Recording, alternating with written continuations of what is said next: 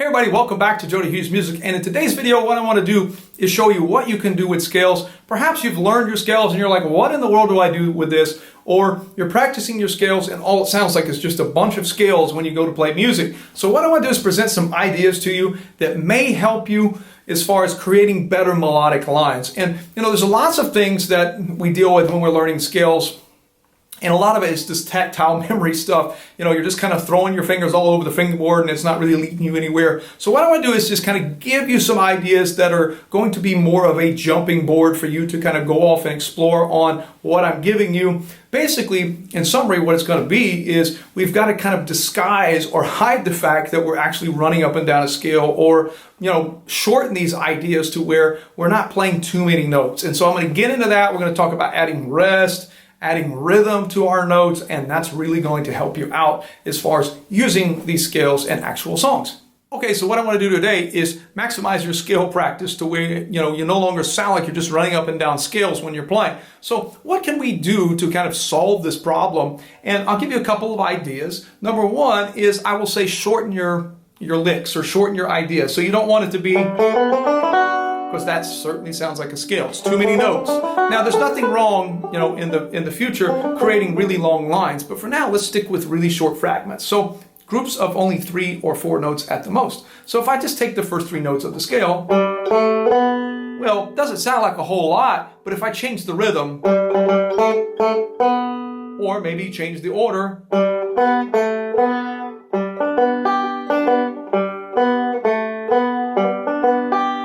okay? And another thing you can do is you can go 1, 2, 3, and then start on the A. I call this grouping of 3. You'll hear that a lot in rock music to build tension. That sort of sound. But that, of course, even on its own sounds like you're running up a scale because you just kept going, right? But you could maybe go and stop there. The other thing I will say is it helps to repeat notes, and you'll see that I'm doing that there with my little fragment. So I may just repeat the first note. Leave rest. So another thing you could do is maybe go 1, 2. So 1, rest. And that breaks up the fact that you're playing inside of a scale as well. So you've got 2 things: short fragments of groups of 3 or 4, and then also number 2, repeat notes. So you can give it some nice swing by repeating the notes.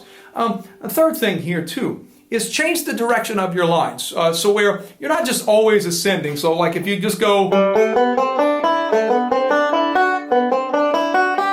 it sounds like you're just keep running up and up and up. So the one way to balance this is maybe go up a couple notes and then back down. And there I went up 1, 2, 3, 4, and then down 3.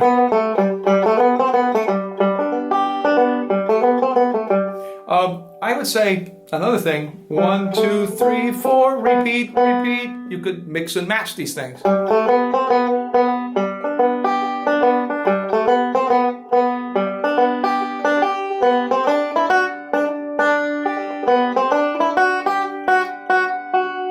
And you'll notice that I'm mixing up the ideas. You don't ever want to just keep going in the same direction too much because it gets tiring on the ears. It becomes, quote, predictable.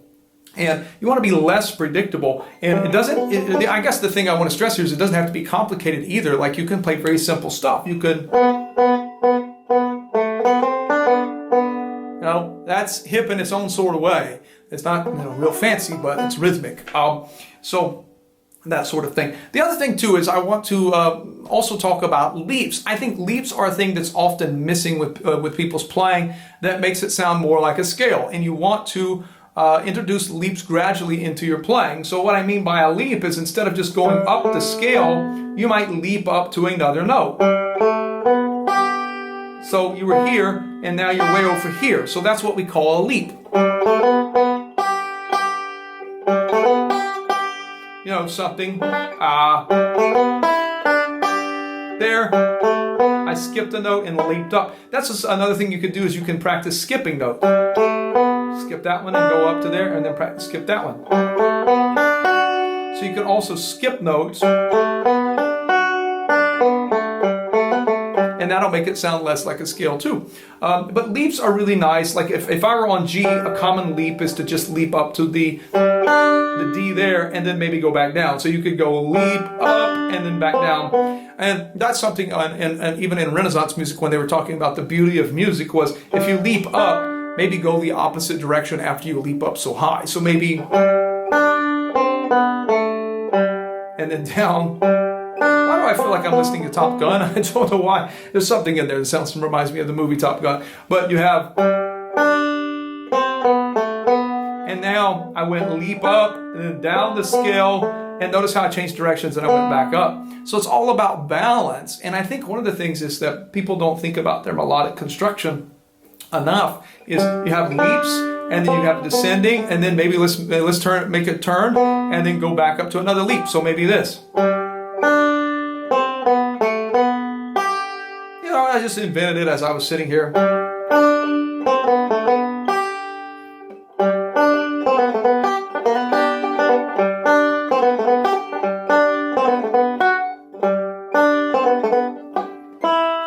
Could just make up things, that sort of thing. But so to kind of reiterate, keep things short, fragments. Think in fragments. 3 or 4 groups of notes. Be very rhythmic. Repeat notes. Leave space. Those are some things. Skip notes. So instead of always going 1, 2, 3, 4, maybe go 1, 2, 3, 5, and then instead of playing 6, maybe 7.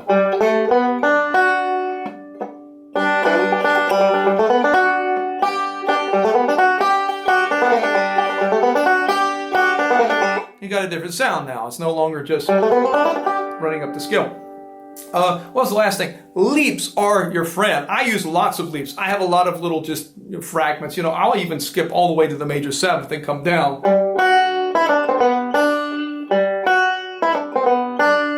And not to say, you can also do 2 leaps. You can maybe go 1, leap, leap again. So maybe, and then follow up with an ascending pattern. In Renaissance music, they did talk about this a lot, where if you leaped up like this to come back down, or if you're high and you leap down, come back up. I got a lot out of studying that type of music, just reading about it and applying all these little rules. I think it helped me understand melodic construction a lot better, to where I wasn't just kind of running up and down scale so much. Another common thing to do, and these are called sequences, which is you come up with a lick.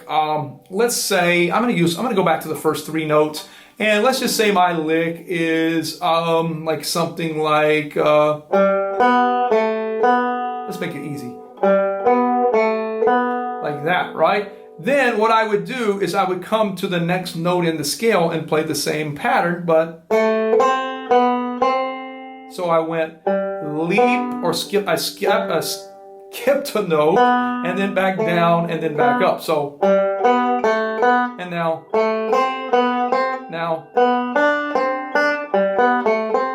so you have.